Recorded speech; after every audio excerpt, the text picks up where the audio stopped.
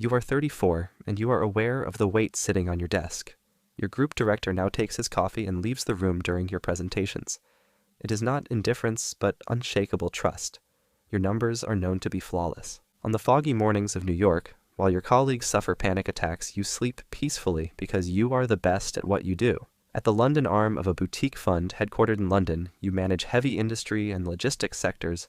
Your portfolio demonstrates strength across 55 positions, managing a total of $5.3 billion. 9 strategic slices of this massive pie carry your direct signature. Every morning at 5:15, you take your place at the office, filtering out hollow institutional reports with no concrete data, balance sheet footnotes, and CEO speeches line by line. You see the market as a scale where truth inevitably reveals itself. Your job is to find which side of the scale is rigged. That belief begins to fracture on a Thursday afternoon, 10 minutes before the markets close. An unknown number appears on your screen. The voice on the line is as cold as a crisis manager's. The speaker is Julian Thorne, a man with a personal fortune of approximately $4.4 billion. Thorne owns 19% of Titan Logistics, one of the 6 companies you trust the most. He asks to meet face-to-face before the earnings report to be released on Monday evening. You go to the meeting. The office is in the back streets of Mayfair with no signage outside. When you arrive, you are greeted only by a biometric facial recognition system. You show your face and step inside. Mr. Thorne is a tall man in his early 30s, carefully raised by the Thorne family, equipped with financial literacy at a level that feels institutional. He invites you in. After a brief discussion about the shares, he places a leather folder on the table.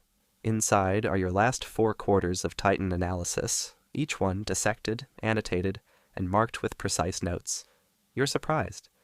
It feels strange to be dealing with someone more knowledgeable than yourself. Thorne bought Titan 14 years ago at $3.80 per share. Today, the stock trades at $44. As the conversation progresses, Thorne says he has no intention of selling. With the reflex of a traditional portfolio manager, you ask, why not sell? Valuation is at its peak. Risk management requires it. Thorne looks at you with mild contempt. Do the tax math for me, he says. Capital gains, tax, 22%. Additional investment tax, 4.1%. State share, 5.4%. On $360 million of unrealized gains, a sale would mean leaving approximately $115 million on the table, permanently. This is the cost of realizing gains, you reply. Thorne smiles, or the cost we choose not to pay. He slides a credit protocol in front of you, a $240 million credit line at 3.1% annual interest. No taxable event. Liquidity is created out of nothing, without sacrificing the asset. The asset continues to grow, while Thorne never gives up ownership. At that moment, you don't know what to do.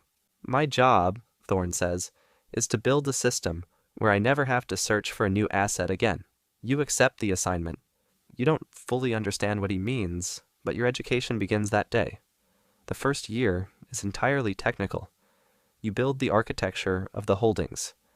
Real estate assets are placed under semi-private, semi-public holding structures, each one a legal fortress. Equity positions are transferred into specialized entities that can neutralize cost basis under adverse scenarios. Appreciation ceases to be a tax burden for heirs and becomes pure inheritance. The state never touches it. After completing the task, you move on to the next problem. A stake in an energy distribution network is protected with rights taxed under long-term capital gains rates. Every portfolio position is selected not only for return, but for tax efficiency. This is not a portfolio. It is a system that allows spending without depletion, while continuously appreciating. You begin to understand. One midnight in the office, you run a simulation. Scenario 1. Thorne sells Titan, pays taxes, reinvests the remainder at 9% annually. Scenario 2. Thorne borrows at 3.1%, keeps the position, and allows compound growth to work. As time passes, the stock graph accelerates upward. If your projections are correct, in 15 years the difference will be approximately $420 million in additional wealth, not because of better investing, but simply because he didn't sell. The clarity of the analysis unsettles you. Why didn't they teach this? You ask yourself. Then you find the answer. They don't teach it because it's their private game. And now you are part of it. By the end of your second year, Thorne introduces you to a family that has been investing for generations. Their assets don't just appreciate, they produce relentless monthly cash flow, a textile factory, a waste management facility, a telecommunications infrastructure. Whether markets crash or interest rates spike, these assets continue to operate, meaning every family member is financially secure for life. During a meeting, a massive offer is presented to the eldest family member for their waste facility. A sovereign fund offers 14 times valuation, $820 million in cash. The man doesn't even consider it. He asks only one question. How much can we borrow against it today? Answer. $350 million at 4%. The old man closes the file. That's enough for the next project. The offer means nothing to him, because selling is not a transaction. It is surrender. To sell an asset is to give up your permanent claim on the productive engine of the world. It is also to incur a tax liability that erodes your wealth. The truly wealthy never do this. Instead of selling, they invest relentlessly to improve what they own. Stopping a working system is the worst decision they can make. You entered the meeting thinking you would convince him to sell. You leave empty-handed and thinking deeply. 4 years pass. In your hands is the analysis of a textile company, $2 billion in a single stock position.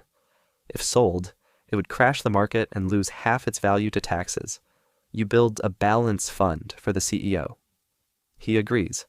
The founder transfers his shares into a partnership structure. Tax liability is fully deferred. The system takes 5 months to build. Advisory fees alone reach $3.1 million. When the process is complete, he calls you from his villa, asking whether everything is functioning. Everything is working perfectly, sir, you say. In a world where most people don't understand how pieces move, you have taught him a new move. Now you begin to use the system itself as leverage, the art of creating liquidity without touching the asset. The ultra-wealthy don't watch price fluctuations. They look at collateral quality. A property generates rent, but also sustains the credit line that finances the next acquisition. Assets are not a pile. They are a network. Remove one, and the entire structure weakens. You no longer think in positions, you think in systems. After 5 years as a financial advisor, you are now managing the defense of a major holding company against an activist investor. The activist argues for selling real estate assets, claiming value is trapped. You once would have agreed. Not anymore. The holding sits on $1.1 billion of gains with near zero cost basis. Selling would vaporize $310 million in taxes and eliminate $45 million in annual income. You build the defense, a capital restructuring, a dividend loan that returns cash to shareholders without selling assets. The city blocks remain with the holding. The activist takes his payout and leaves. Time passes. Your relationship with Thorne deepens. When you explain the situation, he simply says, "Now you think like the elite." It feels strange. Managing wealth you don't own, defending structures you didn't build, was never your plan. But you've learned one thing. If you want to build real wealth, you must refuse to sell. A productive, cash-generating asset is superior to cash. Cash is static. Assets are alive, if you know how to operate them. Tax laws apply to everyone, but outcomes depend on structure. Those who fear, sell, and pay. Those who understand, borrow and grow. Every great fortune has a builder, and most people don't even know how to spend money properly. Over time, your circle shrinks, but your influence grows. You no longer explain your work in ordinary rooms. You've become a financial advisor who speaks only to a select few. Now, you're working on something larger than anything before. A $3.5 billion deal is on the table. Deferred tax exposure, $2.2 billion. To protect it, you are searching for a structural loophole across 3 different legal systems. Tax authorities have been watching for months. A similar structure collapsed 3 weeks ago.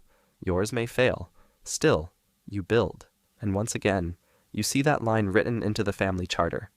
We never sell. Markets will open again tomorrow. The legal counsel will respond in 15 days.